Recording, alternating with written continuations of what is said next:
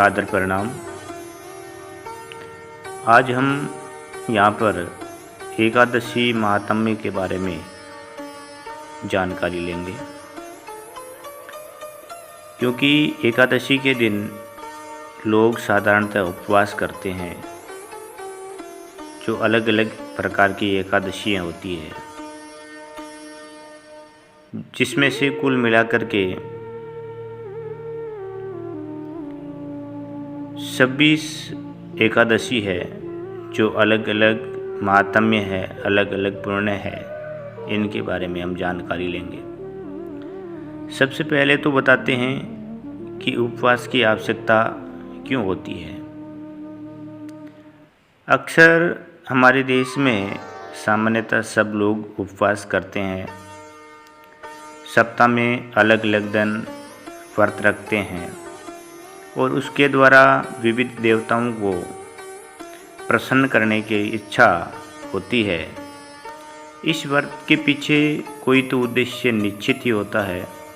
साधारणतः कोई धन प्राप्ति के लिए करता है, कोई अपनी बीमारी को ठीक करने के लिए करता है, कोई राजनीतिक पद को प्राप्त करने के लिए करता है, कोई अच्छी नौकरी प्राप्त करने के लिए एकादशी का उपवास करता है, कोई पत्नी या पति की प्राप्ति के लिए उपवास करते हैं। भौतिक इच्छा प्राप्ति के लिए उपवास करने से बहुत बार फल मिलता है, पर यह फल भौतिक होने से सिर्फ क्षणिक होते हैं। ऐसे व्रत करना मतलब भगवान के साथ में सल करना, भगवान के साथ सौदा करना होता है। हमारी इच्छा पूरी होते ही व्रत को हम समाप्त करके हम भूल जाते हैं। ज़रूरत ख़त्म होते ही वैद्य की गुंजाइश नहीं रहती। श्रीशैल प्रभुपाद में ऐसे अनुष्ठानों को भौतिक धर्म कहते हैं। भगवान श्री कृष्ण ने भी एकादशी, जन्माष्टमी, रामनवमी, गौरी पूर्णिमा, नरसिंह जयंती, व्यास पूजा या अन्य वैष्णव तिथियों को उपवास करते हैं, व्रत रखते हैं। इनके पीछे क्या उद्देश्य होता है? वस्तुतः भक्तों की कोई भी भौतिक कामना नहीं होती। भक्त अपने आध्यात्मिक उन्नति के लिए व्रत करते हैं। व्रत का पालन करना यह मूल सिद्धांत न होकर के भगवान के प्रति अपनी श्रद्धा बढ़ाना ये कारण माना जाता है। उपवास करने से मन शुद्ध होता है। मन को वश में करके भगवान श्री कृष्ण के प्रति श्रद्धा बढ़ाना ही इसका मुख्य कारण है। मन को वश में करके भगवान श्री कृष्ण की सेवा उत्तम प्रकार से करने के लिए उपवास सहायक होता है। एकादशी के दिन अन्न का त्याग करके, शरीर की आवश्यकताएं कम करके, श्रवण कीर्तन के द्वारा भगवान को अधिक से अधिक सेवा करना, यही उपवास का मुख्य उद्देश्य है। इससे भगवान संतुष्ट होते हैं। भारत में अनादिकाल से एकादशी के व्रत का पालन किया जाता है, लेकिन अभी लोगों को अध्यात्म के प्रति कोई रुचि नहीं है। अगर कोई एकादशी का व्रत रखना चाहता है तो घर के लोग नाराज़ होते हैं, और एकादशी व्रत का पालन बड़े बुजुर्ग लोगों को करना है। जवानों को तो खा पी करके मौज मस्ती करनी चाहिए, ऐसा उपदेश दिया जाता है। श्रील प्रभुपाद एकादशी तथा अन्य उत्सवों के वक्त व्रत रखने को आध्यात्मिक जीवन का महत्वपूर्ण अंग मानते हैं। वे कहते हैं, यदि सभी विधि विधान हमारे महान आचार्यों ने उन लोगों के लिए बनाए हैं जो दिव्य जगत में भगवान का संग पाने के इच्छुक है, महात्मागण इन सभी विधि और विधानों को मानते हैं और इसलिए इन्हें फल मिलता है। यह मुख्य रूप से श्री प्रभुपाद के अंदर लिखा गया है। अब बताते हैं कि ये वास्तविक में उपवास का अर्थ क्या होता है। उपवास इस शब्द का अर्थ है जिसका मतलब होता है पास में रहना। हमें अगर भगवान के निकट रहना है तो उपवास करना आवश्यक है।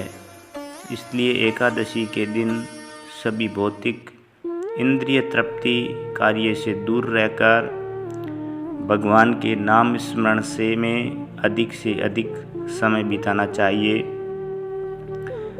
ब्रह्म वैवर्त महापुराण में कहा गया है, उपावर्तस्य पापे भयो वस्तु वासो गुण सह उपवास स विज्ञ सर्वे भोग विवर्जितः। उपवास का अर्थ या मतलब सभी पापों से और इंद्रिय तृप्ति के कार्यों से दूर रहना। निश्चित ही एकादशी के व्रत में पालन में धर्म, अर्थ, काम, मोक्ष इनकी प्राप्ति तो होती है, पर उसके साथ पंचम पुरुषार्थ भगवत भक्ति अर्थात भगवान श्री कृष्ण प्रेम की भी प्राप्त होता है। श्री हरि भक्ति विलास नामक ग्रंथ में उपवास के बारे में लिखा गया है, एकादशी व्रतम नाम सर्वम काम फल प्रदम कर्तव्यम सर्वदा विप्रे विष्णु प्रीण कारणम। अर्थात भगवान श्री विष्णु को प्रसन्नता के लिए ब्राह्मणों को एकादशी का व्रत का पालन करना चाहिए, यह उनका कर्तव्य है। इसलिए हर एक व्यक्ति को भगवान की प्रसन्नता के लिए इस व्रत का पालन करना चाहिए। भगवान श्री विष्णु को प्रसन्न होने से सुख और समृद्धि अपने आप प्राप्त हो जाती है।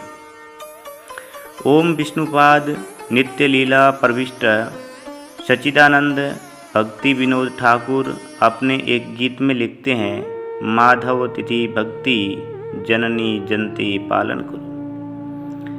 अर्थात माधव तिथि अर्थात एकादशी, जन्माष्टमी इत्यादि का व्रत भक्ति जननी का मतलब होता है हमारे हृदय में भक्ति निर्माण करने वाली। इसलिए वे कहते हैं कि हमें प्रयत्न पूर्वक इसका पालन करना चाहिए। संत शिरोमणि श्री तुकाराम महाराज कहते हैं, ज्यासी नावड़े एकादशी तो जितासी नरवासी, जासी नावड़े हे व्रत त्यासी नरके तो ही बीत, जासी घड़े एकादशी जाने लोग विष्णु पासी, तुका महणी पुण्य राशि तो चीकरी एकादशी। अर्थात जिसने ये एकादशी अच्छी नहीं लगती वो जीते जी नरक में रहने वाला व्यक्ति है। जिसे ये व्रत पसंद नहीं उसे नरक भी डरते हैं, क्योंकि वह व्यक्ति महापापी माना जाता है। जो एकादशी व्रत का पालन करता है उसे निश्चित ही वैकुंठ की प्राप्ति होती है। इसलिए तुकाराम महाराज कहते हैं कि जिसने पूर्व जन्मों में पुण्यों की राशियाँ इकट्ठी की है वे ही केवल एकादशी व्रत का पालन करते हैं। एकादशी को अन्न ग्रहण करने से क्या होता है, इसका वर्णन तुकाराम महाराज इस प्रकार लिखते हैं, एकादशी से अन्न प्राण जे नर कीर्ति भोजन, श्रान विडे समान अदम जनते एक, तया देहि यमदूत जाले तया से अंकित, तुका महणे व्रत एकादशी चुक लिया। अर्थात जो लोग एकादशी को अन्न ग्रहण करते हैं, भोजन करते हैं, वे बहुत ही पतित जीव है, गिरे हुए जीव है, उन्हें अधम माना जाता है। क्योंकि वे जो भोजन करते हैं वे श्वान की विष्ठा जैसा होता है। जो ये व्रत नहीं करता उसके लिए यमदूत ही है जो नरकगामी बनता है।